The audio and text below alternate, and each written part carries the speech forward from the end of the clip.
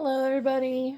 Welcome back to my channel. My name is Joanna, and this is Joanna Budgets. I haven't done that for any of my trial videos. I didn't even jump on last night. I don't think I did for any of my social media for an update from yesterday.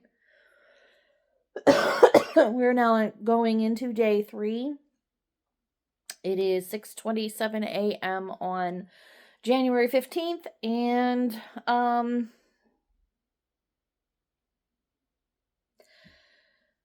I can say that my hour or oh my gosh.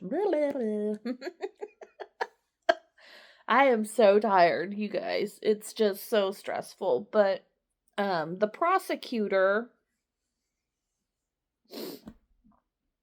is very pleased with the way things are going. I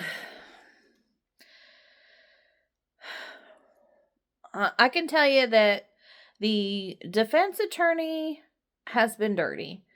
My brother-in-law isn't on trial. It's, his murderer is on trial.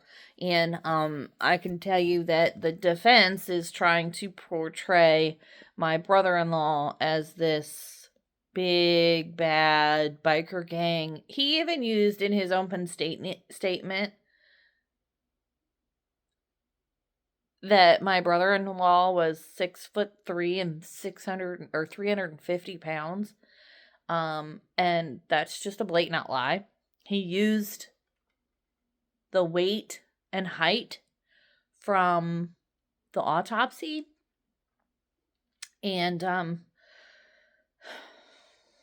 without trying to sound or gross anybody out, but because of all the trauma that he had suffered due to the birdshot. I think it was discovered that it was birdshot because it was over 100 little pellets in his body.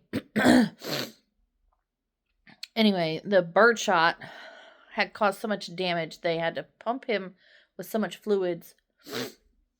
And so he swelled up. I don't think my brother-in-law was over 6'1". My 29-year-old son was taller than his uncle. And my son swears he's only 6'2". I say only because that's like, I guess in the man world, or he just says he's only 6'2". But that's tall in my book. That's really tall in my book because I'm only 5'5.5". So I look straight up to the sky to my son. But the defense attorney, I'll just be honest, the defense attorney is telling more lies than the murderer himself.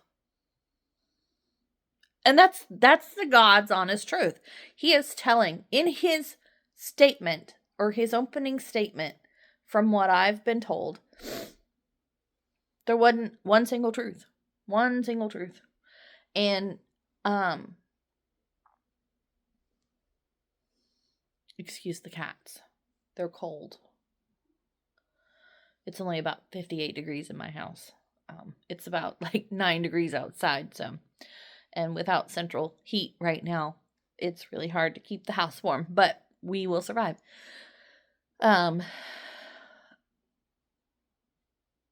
Anyway, and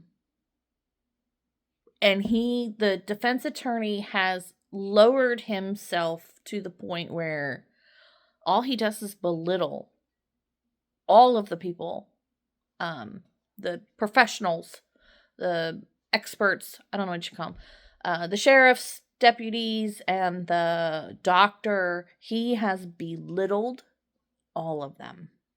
Like, well, except for the doctor, because he didn't even cross-examine the doctor.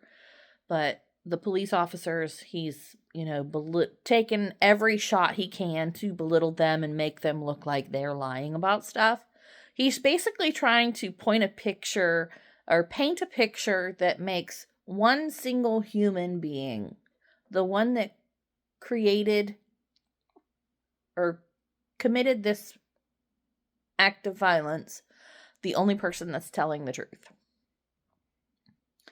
And we all know different. So he's just belittling people. He even embarrassed my 19-year-old nephew in front of the jury and everyone in the courts by asking if he could actually read the statement.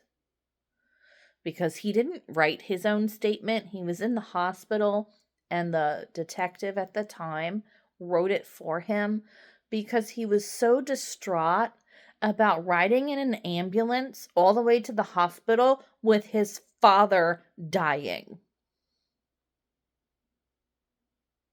He was 18. He was 18 at the time and thrown in an ambulance with his father that was moaning and screaming and dying, actively dying in front of him. And the detective wrote his statement. And when the defense attorney asked my nephew if he wrote that, he immediately said, "No, that's not my handwriting." And then he asks him to read the statement, and then asks him, "Were you even able to read that?" Like, what does that have to do with anything? What does him possibly being illiterate, which he's not, have to do with the trial? Does that make him not a credible witness? No, it doesn't. That is trash. Full on trash. I know a defense attorney has a hard job because they have to prove their client innocent. But if you can't do it with integrity and you have to play all these lies and tricks and make people look lesser than, you're a piece of shit in my book. Plain and simple. And then these people on John Moore's family side are heartless humans. They have no heart whatsoever. Like, every single day, my sister and my husband have walked out of that court as we've sat outside waiting for our turns to testify. My sister is red-faced, in tears. My husband, you could tell he wasn't there, so neither one of them were there, so they have no real idea other than what has been said between the family. And now they're getting a bigger picture and seeing, everything through the videotapes and audio tapes and all of that stuff, and it's taking a toll on them. And these people, the other side, are walking out of that courtroom. They're laughing. They're, woohoo, we had a good day. Oh, please, you're losing. You're losing.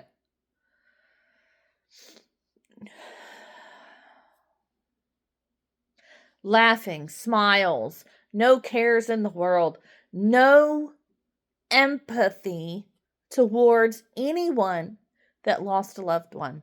Making faces, being children in the courtroom. Got in trouble yesterday for making faces in the courtroom. For what reason? For what reason?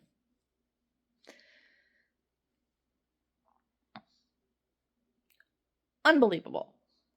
Unbelievable human beings. So I got to testify. I was terrified. It was the hardest thing that I've ever had to do, besides being in a situation where my child could have been killed. And my child had to have craniosynostosis surgery when he was 11 months old, or 10 months old. And that was terrifying, but testifying in that courtroom wrecked me. It wore me out. I got through it. I survived. And I did a great job.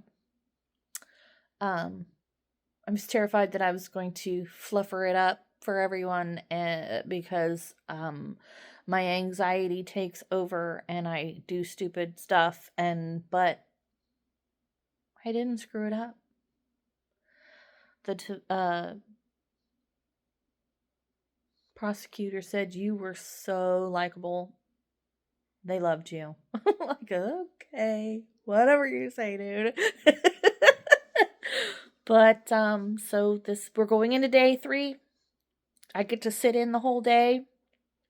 I can't say that that's going to be a positive, because just sitting there through my nephew's testimony and my brother-in-law's fiance, Laura, her testimony, oh my gosh, that wrecked me.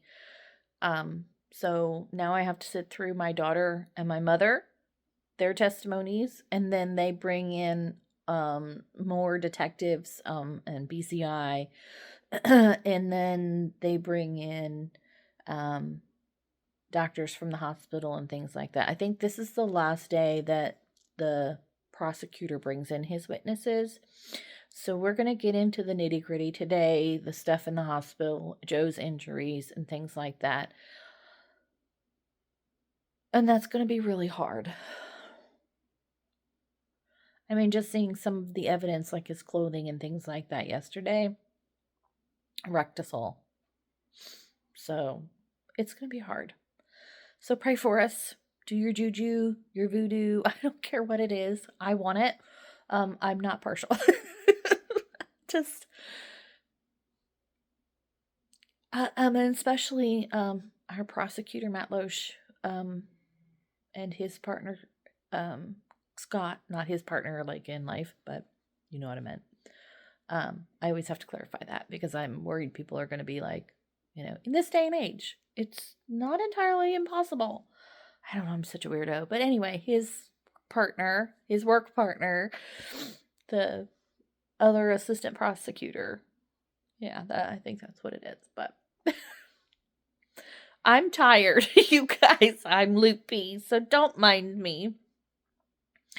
But anyway, I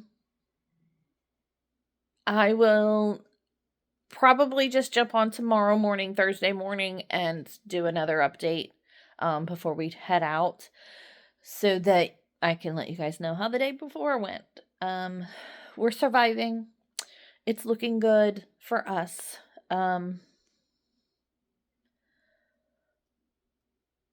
it's all said and done, we're not sure what's going to happen. Sure, they're going to probably appeal everything multiple times, every chance they get, because they don't believe that he did anything wrong. I'm sorry. Murder is murder. No matter what. Especially, you can't claim self-defense if you walked out onto that porch and put yourself in the situation that you said you were afraid of. If you were already behind locked doors, there was no reason for anyone to walk out on the porch and shoot somebody dead in their front yard. That's not self-defense. And just because there's a stand your ground and no duty to retreat doesn't give you the right to walk out on your porch and blow somebody away. You have to be some sort of incompetent human being to believe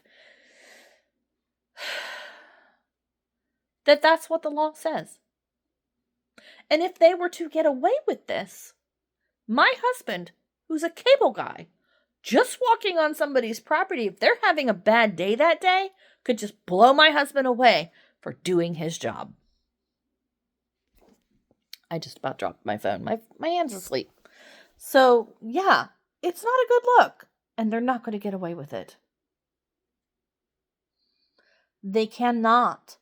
They cannot allow that message to be heard because it's wrong. It's wrong. It was wrong. It was wrong. And I'm pretty sure that I'm 99% positive that the defendant will be testifying. That'll be interesting. I'm just saying. All right. Bye, guys. As always, we love you. And we hope you have a blessed day. Pray for us. Bye.